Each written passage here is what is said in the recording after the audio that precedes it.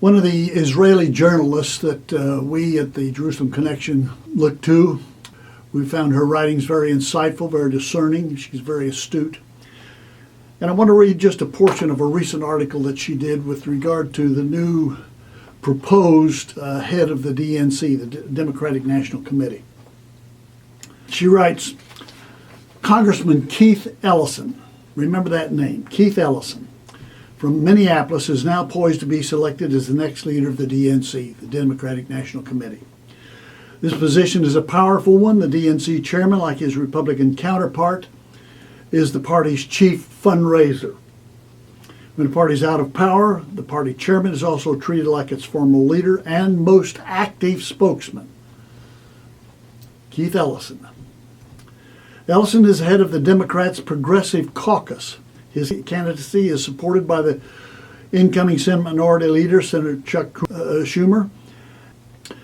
As Scott Johnson, a prominent conservative writer who runs the popular Powerline blog website, reported extensively in 2006, Ellison is an anti-Semite. He also defends cop killers. As Johnson reported, Ellison was a longtime member of the anti-Semitic Nation of Islam, Louis Farrakhan's organization. Ellison's association with the Nation of Islam dated back at least since 1989, stretched at least until 1998. During that period, he not only knew about the Nation of Islam's Jew hatred, he engaged in it himself. Ellison engaged in Jew hatred himself. As Johnson noted, in 1998, Ellison appeared at a public forum as a spokesman for the Nation of Islam. As a member of Congress, Ellison has been among the most hostile U.S. lawmakers toward Israel.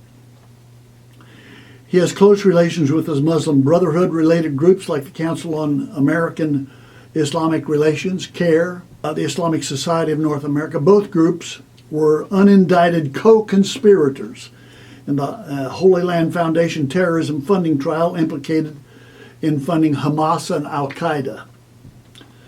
Ellison, a supporter of the anti-Semitic BDS movement, boycott, divestment, and sanctions movement that's prevalent on secular campuses today.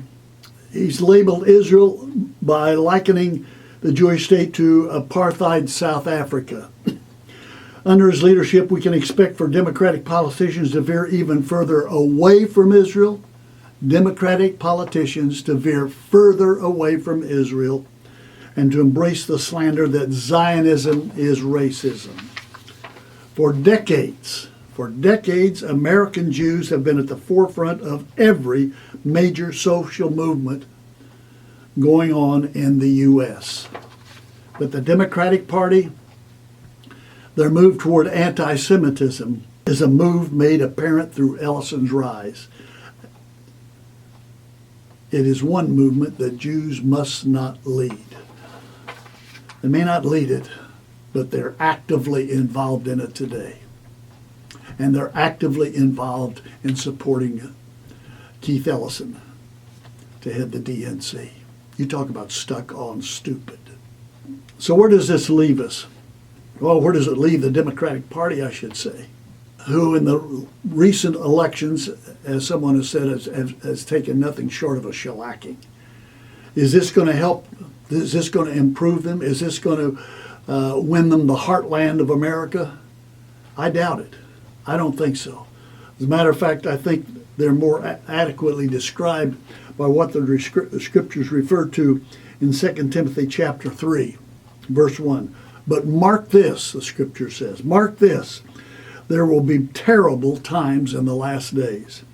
People will be lovers of themselves, lovers of money, proudful, boastful, abusive, disobedient to parents, ungrateful, unholy, without love, unforgiving, slanderous, without self-control, brutal, not lovers of good, treacherous, rash, conceited, lovers of pleasure rather than lovers of God. Listen, take a look at the protests that are going on in major cities of this country today, and the protests that are going on, the supposedly political protests against President-elect Trump. They're going on campuses today. This describes them very adequately. Lovers of pleasure rather than lovers of God, having a form of godliness but denying its power. Have nothing to do with them, says the Scriptures. I would say to you, Keith Ellison, the proposed leader of the Democratic National Committee, is the embodiment. He's the personification of this. And we must avoid them. May God have mercy upon us.